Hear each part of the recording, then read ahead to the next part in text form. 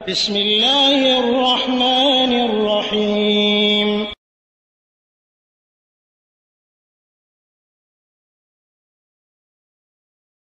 ওয়ালাইকুম আসসালাম রহমতুল্লাহ বরকাত। দুবাই থেকে কামাল হোসেন ভাই জানতে চেয়েছেন যে কোরআনুল করিম খতম করার পর সূরা ফাতিহা 7 বার পড়তে হয়, দোয়া খতম করার, কোরআন খতম করার দোয়া, এটা ঠিক আছে কিনা? আলহামদুলিল্লাহ ওয়াসসালাতু ওয়াসসালামু আলা রাসূলিল্লাহ। সম্মানিত ভাই, কোরআনুল করিম তেলাওয়াত যত করবেন অত ভালো, এবং এটা খতম করবেন কমপক্ষে 3 দিনে একবার, অথবা মাসে, কমপক্ষে সপ্তাহে, মাসে, যেভাবে আপনি খতম করতে চান করবেন, কোনো সমস্যা নেই। কিন্তু কোরআনুল করিম খতম করার শেষে কোরআন এবং সুন্নায় কোনো দোয়া এরকমভাবে খাস কোনো দোয়া বর্ণিত হয়নি যে কোরআন খতম করে এরকম করে দোয়া পড়তে হবে। এমনকি নবী করিম সাল্লাল্লাহু আলাইহি ওয়াসাল্লামও করেননি, কোনো সাহাবা থেকে, কোনো ইমাম থেকে এরকম প্রসিদ্ধ নেই। হ্যাঁ, এটা নামাজে হোক বা নামাজের বাহিরে হোক, যে কোনোভাবে কোরআন খতম করে শেষে, নামাজে যদি কোনো সূরা নাস পড়লেন, পড়ার পর আপনি কোরআন খতম হয়ে গেল, এরপরে রুকু করবেন, এখানে আর কোনো দোয়া নেই।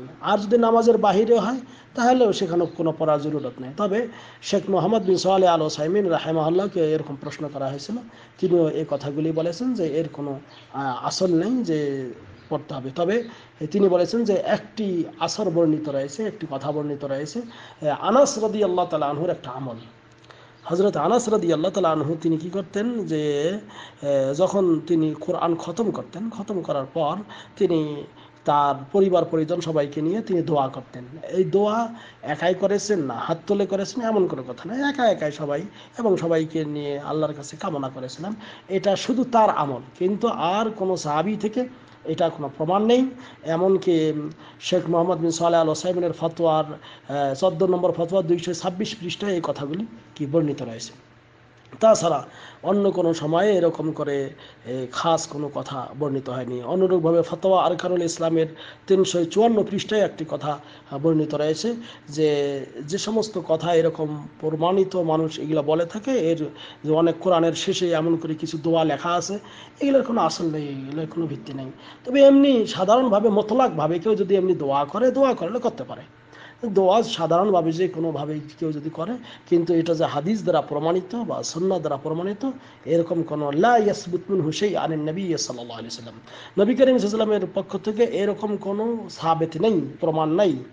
হ্যাঁ, বাল হুয়া ইম্মা মাওযু' আও যায়ীফ লা ইয়ানজাবির, যেগুলো হলো অনেক সময় অনেক বানাওয়াট, অনেকগুলি জয়ীফ, অথবা যেগুলোর দিকে ভ্রুক্ষেপ করাও কি নয়, ঠিক নয়। আর যে কথা বলা হলো যে শুধু আনাস রাদিয়াল্লাহু তাআলা আনহু তিনি কোরআন খতম করলে এই কাজটি করতেন, এই কথাটি শুধু প্রমাণিত আছে, তাছাড়া নাই। এখন আপনি কোরআন খতম করলে 7 বার সূরা ফাতিহা পড়তে হবে, হ্যাঁ দরুদ শরীফ 3 বার পড়তে হবে, অমুক তো, এটা কোনো প্রমাণ নেই। তবে সবার শেষে আপনি আল্লাহর কাছে ভালো কিছু একাই যদি কামনা করেন, কোনো অসুবিধা নেই ইনশাআল্লাহ তাআলা। আশা করি ক্লিয়ার হয়েছে। হাযা আল্লাহু আ'লাম বিসওয়াব, সাল্লাল্লাহু আলা নবিয়িনা মুহাম্মদ। আসসালামু আলাইকুম ওয়া রাহমাতুল্লাহ।